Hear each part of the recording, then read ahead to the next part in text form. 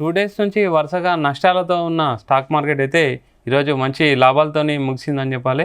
And Nifty కూడా 25,000 మార్క్ని అయితే reach అవ్వడం జరిగింది. ముఖ్యంగా చూసుకుంటే HDFC bank, ICICI bank quarter results అనుకున్న దానికంటే మంచిగా రావడం అనేది Q1 రిజల్ట్స్ మార్కెట్కి మంచి ఊతం ఇచ్చిందని చెప్పాలి. ఓవరాల్గా మార్కెట్ అయితే ఒక 2 డేస్ తర్వాత మంచి మూమెంటంలో ఉంది. సెక్టార్ వైజ్ కూడా చూసుకుంటే ఫైనాన్స్కి సంబంధించిన సెక్టార్లు అయితే అన్నీ మంచి మూమెంటంలో కనిపించినాయి. అండ్ మెటల్ సెక్టార్స్ కూడా మూమెంట్లో కనిపించినాయి. అండ్ ముఖ్యంగా కన్జ్యూమర్ గూడ్స్ మాత్రం కొంచెం డౌన్లోనే ట్రేడ్ అవ్వడం జరిగింది. ఐటీ సెక్టర్లో కూడా అంత మూమెంట్ లేకపోవడం అయితే గమనించవచ్చు. అండ్ రిలయన్స్ సంబంధించిన చూసుకుంటా కూడా Q1 రిజల్ట్స్ కూడా పెద్దగా మార్కెట్ పైన అయితే ప్రభావం చూపలేదని చెప్పాలి. అయినా అది మంచి రిజల్ట్స్ వచ్చినా సరే కానీ రిలయన్స్ అనేది పడిపోవడం అబ్జర్వ్ చేయొచ్చు. ముఖ్యంగా ఈరోజు చూసుకుంటే నిఫ్టీ కూడా 25,000 మార్క్ని అయితే దాటడం జరిగింది. అయితే మార్కెట్ ఎలా ఉండబోతుంది ఈ వీక్, సరే Nifty and bank Nifty levels ఎలా ఉంటాయి, మనతో మాట్లాడడానికి శ్రీరామచంద్రమూర్తి గారు ఉన్నారు, stock market analyst. Sir good evening. Good evening అండి. సార్ ఈరోజు మార్కెట్ చూసుకుంటే నిఫ్టీ 25,000 మార్క్ని అయితే దాటింది. ప్రజెంట్ ఏంటి సార్, ఏం చెప్తారు, మార్కెట్ ఎలా ఉంది, ఈ వీక్ మొత్తం ఎలా ఉండబోతుంది? ఈ వీక్ దిగ్గజ బ్యాంకింగ్ సంస్థలు హెచ్డిఎఫ్సి మరియు ఐసిఐసిఐ బ్యాంక్ మంచి ప్రాఫిట్స్ ఇచ్చాయి. వాటి వల్ల మళ్ళీ మార్కెట్స్ మళ్ళీ కళకళలు వచ్చాయి. దాదాపు బ్యాంక్ నిఫ్టీ మొన్న లాస్ట్ వీక్ 1000 పాయింట్లు డౌన్ అయింది. అలాగే నిఫ్టీ వచ్చి 500 పాయింట్స్ డౌన్ అయింది. అలాంటిది ఇప్పుడు బ్యాంక్ నిఫ్టీ 600 పాయింట్స్ పెరిగాయి. అలాగే నిఫ్టీ కూడా 25,130 దాకా వచ్చింది.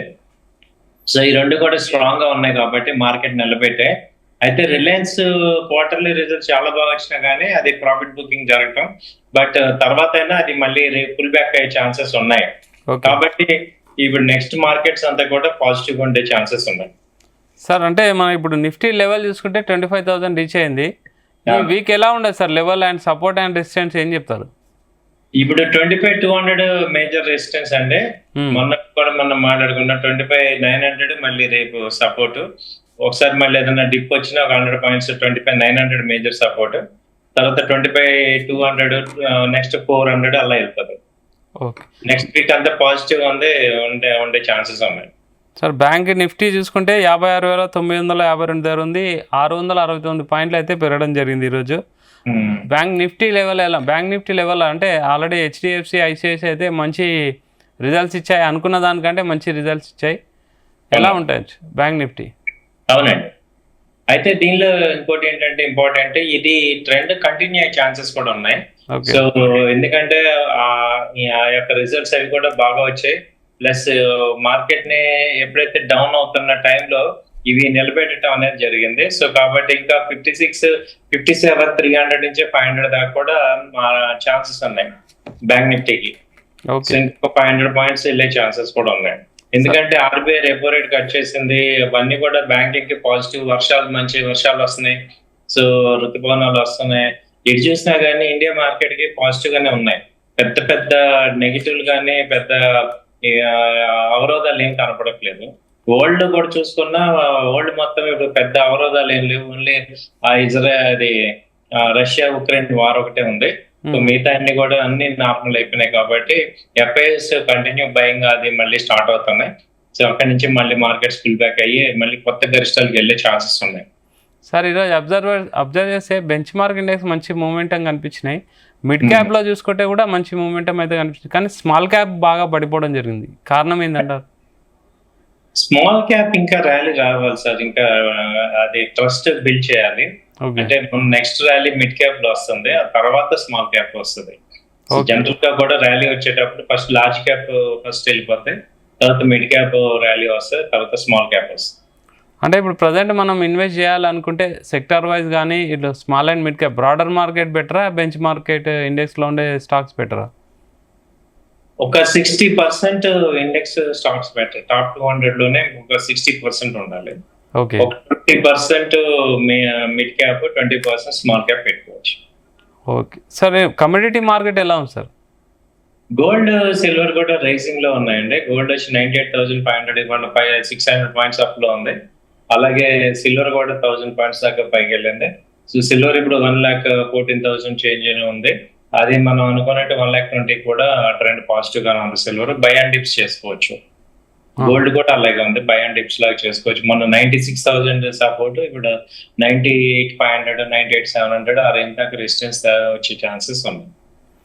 సార్ అయితే మనం ఇప్పుడు చూసుకుంటే ప్రజెంట్ మార్కెట్ అయితే కొంచెం పాజిటివ్లోనే ఉంది. నెక్స్ట్ ట్రేడ్ డీల్ అయితే ఆగస్ట్ 1 వరకు అయితే కొనసాగుతుంది, ఇంకొక 10 days ఉంది. ఈ గ్యాప్లో మనం ఇన్వెస్ట్ చేయొచ్చు అంటే ది బెస్ట్ స్టాక్స్ మనకు నష్టాలు రాకుండా ఇన్వెస్ట్ చేసే స్టాక్స్ ఏమైనా సజెస్ట్ చేస్తారా? డెఫినెట్ గా అండి చెప్తాను. అయితే ఇది కేవలం నా వ్యక్తిగత అభిప్రాయమే, మీరు కూడా 1-2 సార్లు చెక్ చేసుకోండి, నేను ఎక్కడ రికమెండ్ చేయట్లేదు. ఫస్ట్ కంపెనీ ఏంటంటే ఇది అమర్ రాజా బ్యాటరీస్. అది ఇది మంత్లీ చార్ట్ చాలా పాజిటివ్ వచ్చింది, దాదాపు 1,500 నుంచి ఇప్పుడు 1,000 దగ్గర ఉంది. సో ఇది ఇన్వెస్ట్ చేసుకోవచ్చు. ఆ తర్వాత నాకో ఫార్మా ఒకటి బ్రేక్అవుట్ అయింది, 1,000 దగ్గర ఉంది, అది కూడా మంచి వాల్యూ వచ్చే ఛాన్సెస్ ఉంది. ఆ తర్వాత ఇప్పుడు షార్ట్ టర్మ్ కోసం అయితే బీడీఎల్ ఇప్పుడు 1,700 దగ్గర డే చార్ట్ లో పాజిటివ్ తీసుకుంది. అది 2,300 నుంచి కిందకి వచ్చి ఇప్పుడు 1,700 దగ్గరికి వచ్చింది. కాబట్టి ఇది ఒకటే స్టాప్ లాస్ పెట్టుకోండి, 1,600 పాయింట్ స్టాప్ లాస్ పెట్టుకొని ఇది ఇన్వెస్ట్ చేయండి. 1,900 దాకా టార్గెట్ ఛాన్స్ ఉంది. తర్వాత ఇప్పుడు తీసుకుంటే గుజరాత్ ప్రాపర్టీస్ కూడా బాగా వర్కౌట్ అవుతుంది. సో ఈ 3 అయితే నేను రికమెండ్ చేస్తాను. అంటే సైమన్స్ ఒకటి 3,150 దగ్గర బయింగ్ ఆపర్చునిటీ బాగా కనపడుతుంది. అంటే ఇప్పుడు అంటే ఎన్ని రోజులు హోల్డ్ చేసి పెట్టుకోవచ్చు సార్ ఇవన్నీ? ఇప్పుడు పైన చెప్పిన 2 కూడా 2-3 months ఉండాలి. ఇప్పుడు ఈ పీడిఎల్ ఇవి షార్ట్ టర్మ్ కింద చేసుకోవచ్చు. ఓకే. అంటే సార్ ఓవరాల్ గా మార్కెట్ రేపు చెప్పండి. మార్కెట్ అదే 2 months హోల్డ్ చేసుకుంటే మంచి ప్రాఫిట్స్ వస్తాయి సార్ ఇవి. ఓకే. సో ఓవరాల్ గా మార్కెట్ ఈ వీక్ అంతా కూడా, నెక్స్ట్ వీక్ అంతా కూడా పాజిటివ్ ఉండే ఛాన్సెస్ ఉన్నాయండి. ఓకే. ఎందుకంటే వాళ్ళ యాక్చువల్ గా రిజల్ట్స్ పాజిటివ్ రావడం అనేది ఒక మంచి ట్రెండ్ సెట్టింగ్, దాన్ని బేస్ చేసుకునే మేజర్ కంపెనీలన్నీ పాజిటివ్ రిజల్ట్స్ ఎక్స్పెక్ట్ చేస్తున్నాం. వాటితో ఇంకా ఈవెన్ ఇవాళ ఎటర్నల్ 7% పెరిగింది మిడ్ క్యాప్ కంపెనీలో, అది మంచి పాజిటివ్ వస్తుంది. సో అలా మెయిన్ సెక్టర్స్ అన్ని కూడా ఇంకా పాజిటివ్ ఉన్నాయి. సో ట్రెండ్ అది ఇంకా బాగుండే ఛాన్సెస్ ఉన్నాయి. Okay sir, thank you very much sir. Thank you అండి. సో శ్రీరామచంద్రమూర్తి గారు చెప్పేందంటే మార్కెట్ అయితే మంచి ట్రెండింగ్లో ఉంది, మూడ్లో ఉంది. కాబట్టి ఈ వీక్ కూడా కొంచెం పాజిటివ్ మోడ్లోనే మార్కెట్ ఉండొచ్చు అని అయితే ఒక ఆశాభావం వ్యక్తం చేస్తున్నారు. Keep watching Zee Telugu news.